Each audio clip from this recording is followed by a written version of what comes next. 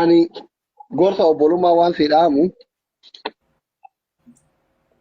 kafii jaalanna jedhu hundi isaas hin jaalatu beekta. Ammallee istaayilii dhiirri Oromoo dhalaa bultii fi yookiin akka jaartiitti yaaddu hin dhoysiti tabiraa irra shaqqalachuuf. Ansitti mana dhagaye. Amma jaartiitti yeetana dhiyoo kana barattan malee waggaa 5 mooyyaa namni beeku jira. Seenaaf jaartillee walumaa qixa barattaniimi. Mallattoon dhiira Oromoo jaartii boruu fedhu san mana keessatti dhoysee hin qabu jedhaa taawwan shaqqalachuuf ari'ata miidiyaa gubbarra kanneen wanni ari'uuf. Haga isiin ilmoo dhaltee maal jettee tasfaa kututti ol hin baasu beeyta.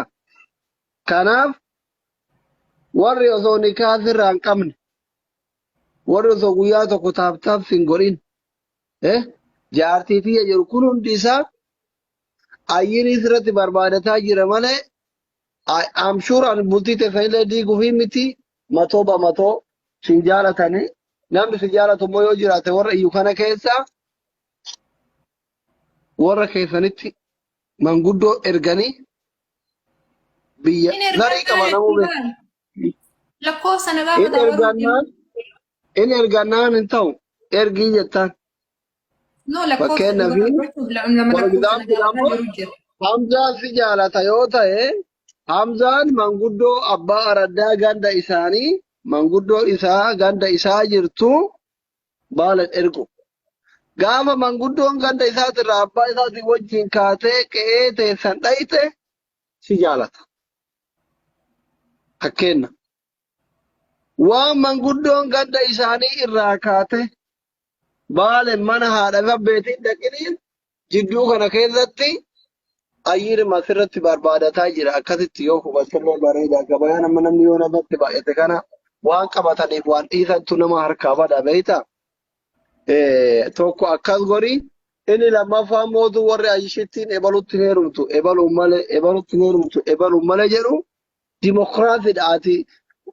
Kafeete kasiiteetti situ heeruma malee namni sun hin heerumu waan ta'eef kasi fuudhullee si fuudha malee ganda keen fuudhu hiriyoota keen fuudhu obboleewwan keen fuudhu namni si fuudhu barbaadu si takkitti fuudha waan ta'eef warra mootu ebaluun malee ebalutti ashitti hireemtu jedhan wanni sin galchu hin jiru.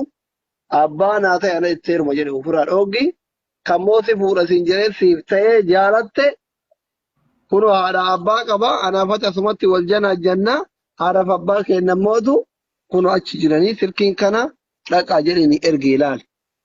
Ka ganda keessan dhaqetti heerum. Wallahi asliin kun doktora namni yaada akkana naa kenne tokkichi hin jiru. Tokko gaqqabee tokko galatoome ulfaadhu anta እውነትም ዶክተር ነህ 37 ዓመት ነው የተማርከው ቻይና ሀገር ወላሂ ገለቶሜ 27 ይላል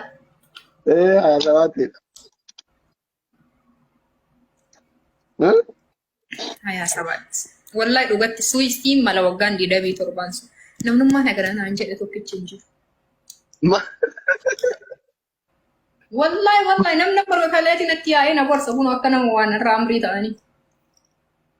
Maal jedhan? Jechuun namni yaada akkana yaada bilchaataa natti fidee jiru.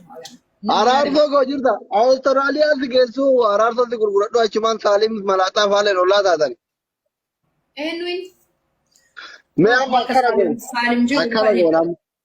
Amma akkana goon.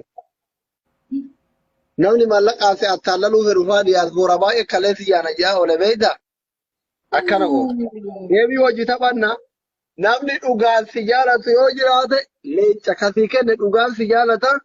Anatu abbeetitti bilbilee fi nikaa si goona ishii qabi geemii. Maal goon jalalle afaan qullaa. Yalla.